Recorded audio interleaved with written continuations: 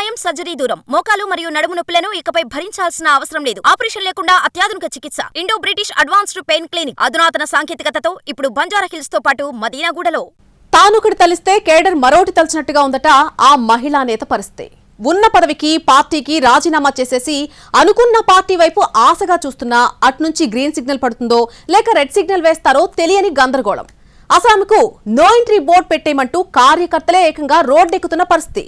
ఎవరా నాయకురాలు? ఆమె మీద ఇందుకంత వ్యతిరేకత? ఇటీవలే వైసీపీకి బై బై చెప్పిన ఎమ్మెల్సీ పోతుల సునీతకు టీడీపీ ఎంట్రీ అంత ఈజీ కాదన్న టాక్ నడుస్తోంది ఉమ్మడి ప్రకాశం పొలిటికల్ సర్కిల్స్ లో. ఆమె రాకను తమ్ముళ్లు తీవ్రంగా వ్యతిరేకిస్తున్నారట. వైసీపీ ప్రాథమిక సభ్యత్వంతో పాటు ఎమ్మెల్సీ పదవికి కూడా రాజీనామా చేశారు సునీత. అదింకా ఆమోదం పొందాల్సి ఉంది. ఈ క్రమంలో టీడీపీలో చేరేందుకు పోతుల పావులు కదుపుతున్నా రానియవద్దంటూ చీరాలలో టీడీపీ నేతలు రోడ్డెక్కుతున్న పరిస్థితి.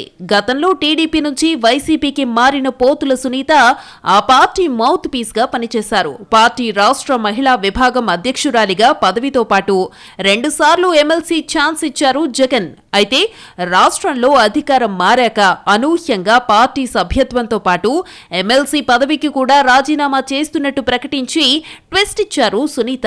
త్వరలోనే తన భవిష్యత్తు కార్యాచరణ ప్రకటిస్తానని చెప్పినా అడుగులు టీడీపీ వైపేనన్నది అనుచరుల మాట.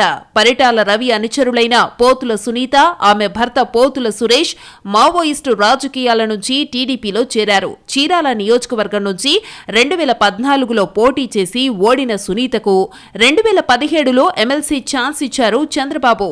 అయితే 2019 ఎన్నికల తరువాత టీడీపీ అధికారాన్ని కోల్పోవడంతో మరో 3 ఏళ్ల పదవీకాలం ఉండగానే తన పదవికి రాజీనామా చేసి వైసీపీలో చేరారామే.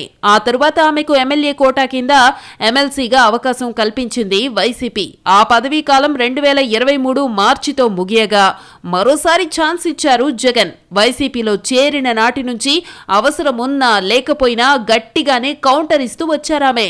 ఈ పరిస్థితుల్లో తాజాగా మరోసారి వైసీపీకి రాజీనామా చేసి టీడీపీలో చేరేందుకు సిద్ధమయ్యారు ఎమ్మెల్సీ.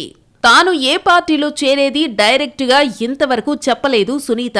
కానీ ఖచ్చితంగా టీడీపీలోనే చేరతారనే ఊహాగానాలతో అలర్ట్ అయ్యారట చీరాల తెలుగుదేశం నాయకులు, కార్యకర్తలు. ఆమెను పార్టీలోకి చేర్చుకోవద్దంటూ స్థానిక గడియార స్తంభం సెంటర్లో టీడీపీ, జనసేన నేతలు ఆందోళనకు దిగడం ఇప్పుడు చర్చనీయాంశమైంది. అంతటితో ఆగని తమ్ముళ్లు పోతుల సునీత ఫ్లెక్సీని చెప్పులతో కొట్టి దహనం చేసి ఆమెకు వ్యతిరేకంగా పెద్ద ఎత్తున నినాదాలు కూడా చేయడం హాట్ టాపిక్ అయింది. దీంతో ఆమె టీడీపీలో చేరడం అంత తేలిక కాదన్న చర్చ మొదలైంది. ఇప్పటికే చీరాలలో జరుగుతున్న పరిణామాలను పార్టీ అధినేత దృష్టికి తీసుకువెళ్లారట స్థానిక టీడీపీ నేతలు. మరి తమ్ముళ్ల ఫిర్యాదులపై అధిష్టానం ఎలా స్పందిస్తుంది? ఆమెకు ఎంట్రీకి గ్రీన్ సిగ్నల్ ఇస్తారా లేక తమ్ముళ్ల మాట ప్రకారం రెడ్ కార్డు చూపిస్తారా అన్న చర్చ మొదలైంది. ఒకవేళ రెడ్ కార్డు పడితే సునీత తదుపరి అడుగులు ఎటువైపు అన్నది కూడా సస్పెన్స్ గానే ఉంది. దీనిపై క్లారిటీ రావాలంటే మరికొన్ని రోజులు ఆగాల్సిందే.